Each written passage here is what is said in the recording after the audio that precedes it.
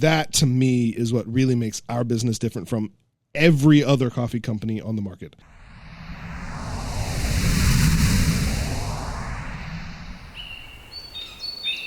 So, Trey, what would you say makes us different than other coffee roasters that are in the industry?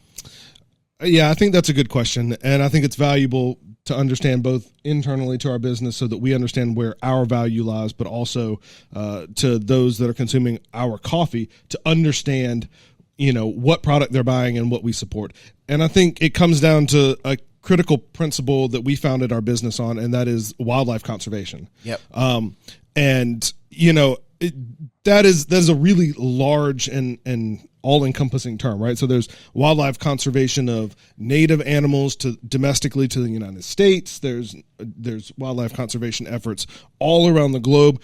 Our business centers around conservation efforts specifically to reptiles and amphibians, and also specifically within coffee-producing countries. Yeah, and I think that part is key, right? Because oftentimes we get asked, like, why coffee and reptiles and amphibians, right? So I think it's key for people to know how that connection has been made. Right, and I think, on the surface, like you said, some people might be like, oh, okay, that's a stretch of a connection, right? Like, yeah, exactly. Snakes and coffee. But, if you have learned anything from us in the past or have interacted with our business before, you'll know that we did a lot of research when we went into this, and we were trying to identify an area that made sense. We didn't want to force something when we started the business.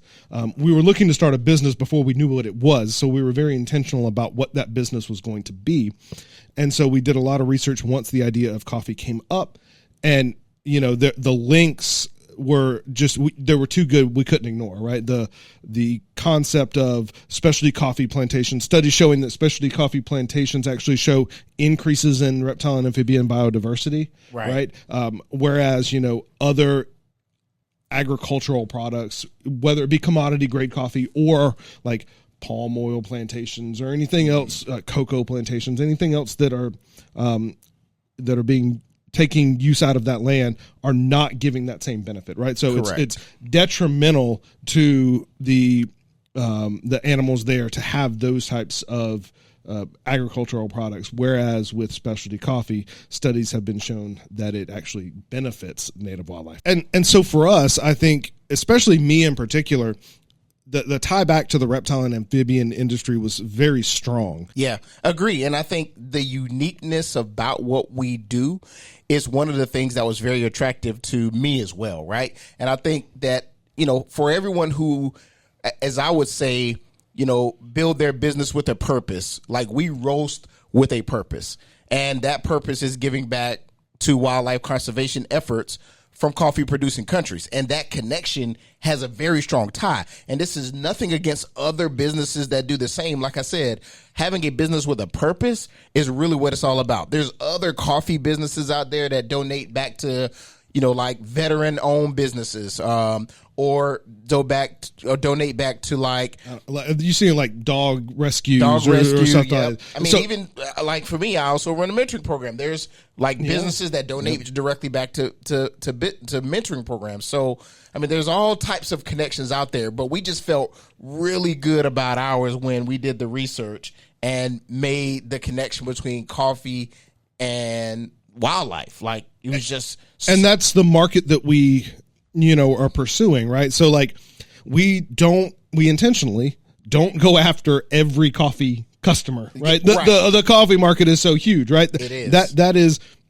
the intent behind narrowing down our target demographic and trying to pursue the reptile and amphibian enthusiast who also cares about some of the same principles and some of the same ethics that we do, right, with the wildlife conservation of reptiles and amphibians in their native habitats. And it's been fun, right? It's been a fun journey to tell that story when people ask, when they really want to know and understand, and when you see that light bulb go off, and it's like, wow, that is pretty cool what you're doing here. I love it. Yeah. And they immediately become a fan or a customer or a follower through some of our social media or a customer who's buying, coffee directly from the website. So I think, people always say the riches are in the niches, right? But this one is so narrow because there's really not anyone else, or very few, if there is,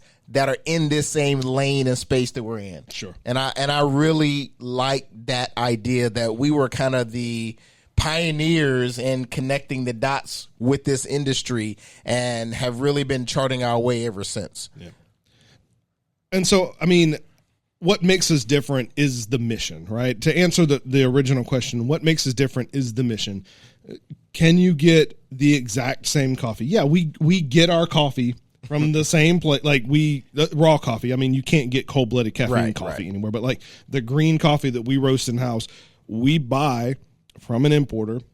You could, in theory, buy the same coffee beans, roast them the same way that we do, and get a similar result.